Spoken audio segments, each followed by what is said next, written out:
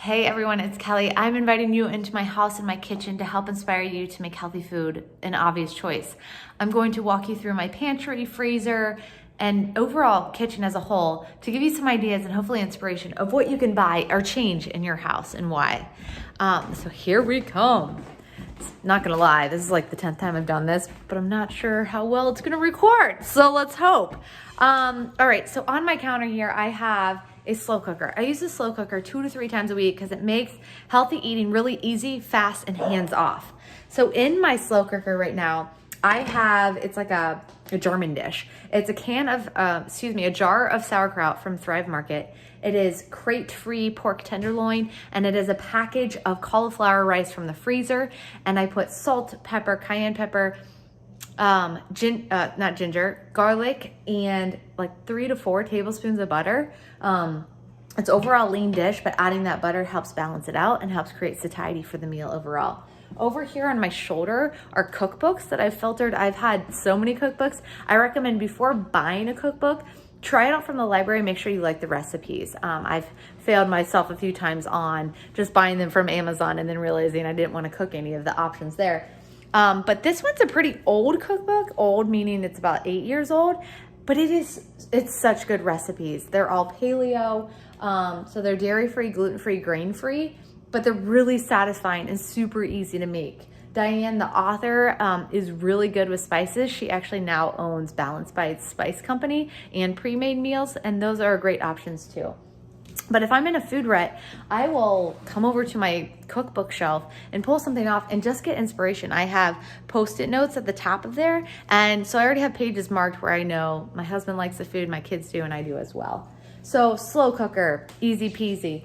Cookbooks, always helpful. On my counter here, I have this NutriBullet. I make a lot of smoothies, and lately I've been doing some fat coffees just to extend my morning fat a little bit, and I just blend some cold brew coffee with some MCT powder. But I also make some quick smoothies, which brings me over to this section here. This is kind of like my spice and smoothie station. I use these glass jars, which are from Costco, and they help me utilize more space in my pantry. So use clear jars to help you get organized. Here on the bottom, I have vanilla collagen. I have cocoa powder if I want some chocolate smoothies certain time of the month. I want more chocolate. We need more magnesium certain times of the month. And then I have some dried crunchy goods to put on top of my smoothie to help me eat the smoothie, help my brain register that meal. And here are cocoa nibs, pumpkin seeds in the back. Here's sunflower seeds and actually sprouted watermelon seeds, and then unsweetened coconut. Those are things I add maybe into my oatmeal bowl or my smoothie, which brings me to these oats. These oats, I was eating pretty consistently. Now that the weather's getting warmer, I'm moving towards a smoothie, but those oats are sprouted and certified gluten-free, and they're the only oats actually I've had in a long time that do not spike my blood sugar. And the brand, I actually have the package here in the bottom of my pantry. The bottom's just kind of like surplus items, but this is the brand right here. And I get them at Costco. You can get them at Amazon or Thrive Market as well.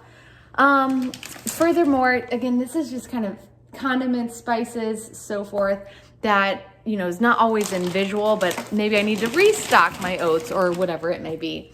These two sections of my pantry are for my kids. They're at their eye level. So what's at eye level is the most influential of what they may want to eat. So I invested in all of these jars. I got some of them at like TJ Maxx, some of them online, probably Costco as well, but they're so handy. And then what they are here is just whole real food snacks. I want my kids to opt for more whole real blood sugar friendly snacks than not, but they're kids, they're human. And I shouldn't provide, you know, too much restriction, but just give them good influence. But here is 3 Wishes cereal. It's grain-free, sugar-free, dye-free. Here are baked garbanzo beans. It's a brand that I got at Costco, and they go so well on a salad.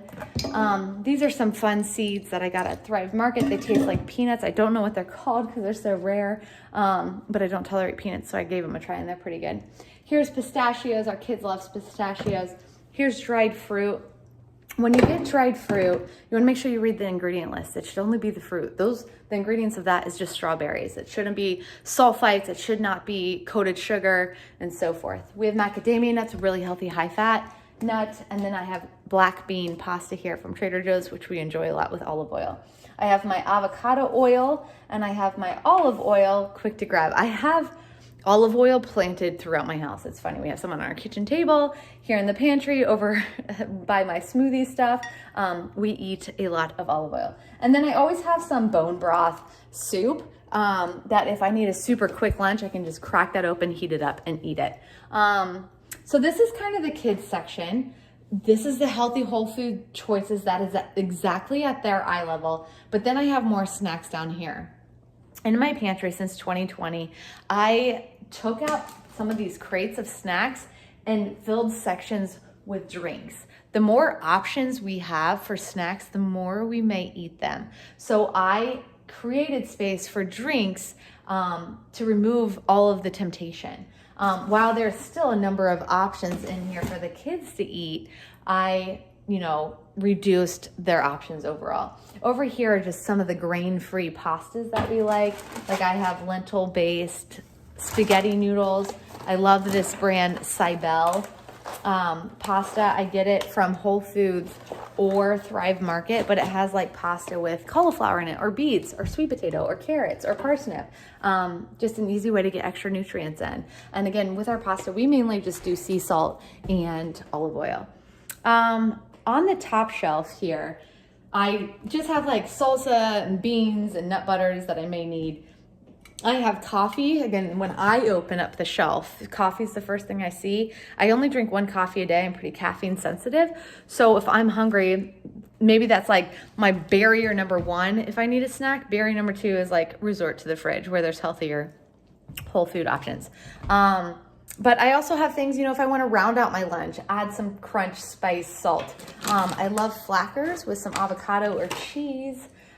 Here's some freeze-dried onion, super good on a salad. I like my salads to have a lot of texture and a lot of flavor. These are freeze-dried raspberries, and I actually use these in some fat bombs that I made, but they also go really well in a massaged kale salad. I have rice cakes for a vehicle of nut butters from Thrive Market, and then I have like some seaweed snacks, super high in iodine, great for the thyroid. I have some cheese bites here. These are like the wisp that are pretty popular, and I will throw those in pasta with just some olive oil. It's really good. And then I have jerky, and then I have some bars that work well for me that are high protein, made of real food, and low carb. And I have those options for like tomorrow. Tomorrow's soccer. We have like a zillion things going on. So I probably will grab a bar, an apple, and a jerky and call that lunch. I will eat a larger breakfast or dinner, but we need to have these grab and go options that are real food, so we don't resort to McDonald's or a drive-through that throws off our goals. So I showed you my smoothie section, my slow cooker, which I use a lot. I will do all kinds of stuff in the slow cooker, from the German dish I did there, but I'll do a jar of marinara and then also a carton of coconut milk and make a creamy tomato soup. So easy. I will throw in dried lentils and a carton of bone broth, and that'll be a high fiber protein side dish to have throughout the week for dinner. The slow cooker is so amazing. Gotta let my pup out. And it's wonderful. I like hands-off meals as much as possible. Let me peek into my fridge with you guys, and then I'll let you go, but let me give you a few more tips. We clearly love butter. Kerrygold butter is made from grass-fed cows, which have extra vitamin A, D, E, and K. It also has extra conjugated linoleic acid, CLA, and that's a fatty acid that helps fight cancer, weight loss, and so much more. Here's like the bone broth. You guys, I'm not making my bone broth by myself. I'm using cartons. Here's another great brand from Trader Joe's. I always have 100% lemon on hand to add to a soup, to a fish or chicken at the end, or throw it in that kale salad. And then I always have olives. And then these are really good. If you guys want a link to this, I can send you a link of some powdered greens just to get like a serving of vegetables in a day through a drink from my Full Script account. Kind of obvious stuff here, but let's see. Salad spinners, they help keep salad fresher longer. In the back corner here, I have flax meal. You want to keep all your seeds in the fridge as much as possible. Flax meal, chia, hemp. Over here and here, I have roasted vegetables. I'm using avocado oil, roasting vegetables at 400 degrees for about 40 minutes. And these are vegetables I will literally just throw in my food processor, slice it up, throw it on the baking sheet, a 10-minute ordeal, bake for 40, easy peasy. But I always want roasted vegetables in the fridge for when I'm like grabbing a quick lunch. And I always have protein sources in the fridge too. So I have some grass-fed hot dogs, I have some organic turkey breast deli meat, and I have some cheese. I always have a variety of vegetables, again, for the sheet pans or salads. And then here's more hemp seeds, chia seeds. Let's see, I got Brazil nuts, and so forth. I have avocados always. I usually keep one out so it can get soft and not turn brown immediately like they typically do.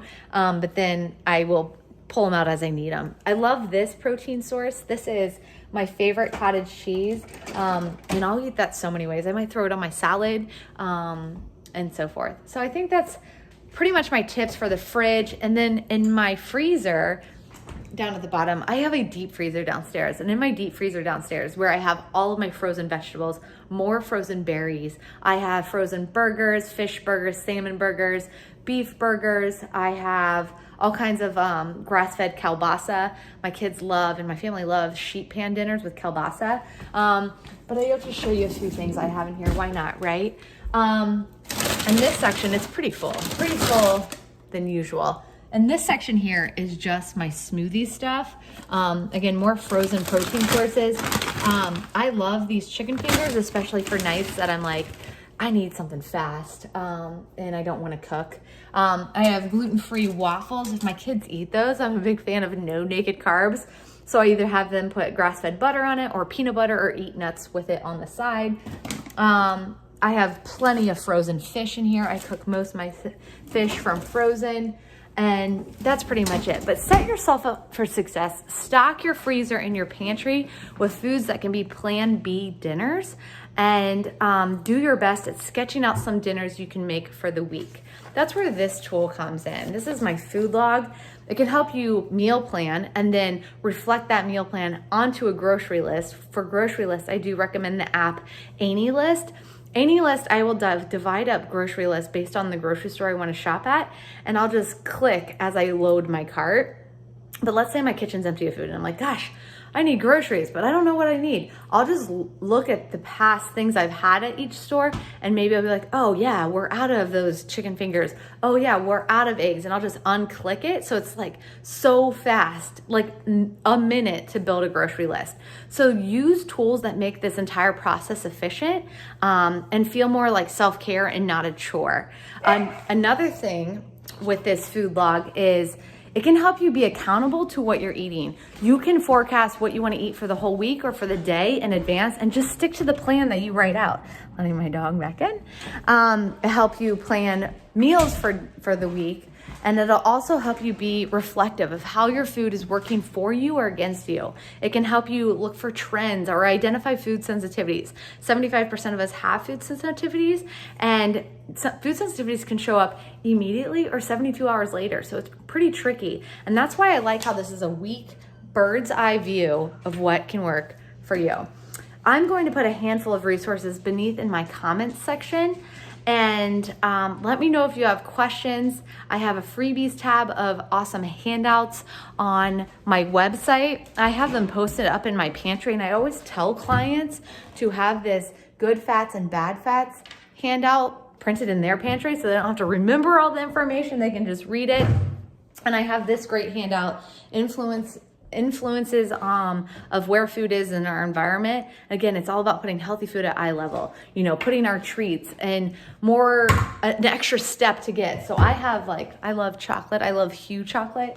I put it in a different section. So when I go to get a snack, I don't see treats and my snack options. I just see my snacks. So those great handouts are on my website, and definitely utilize them. KellySchmidtWellness.com. Let me know your questions. Let me know if you like this, and I hope you feel inspired and more motivated to make healthy food the obvious choice.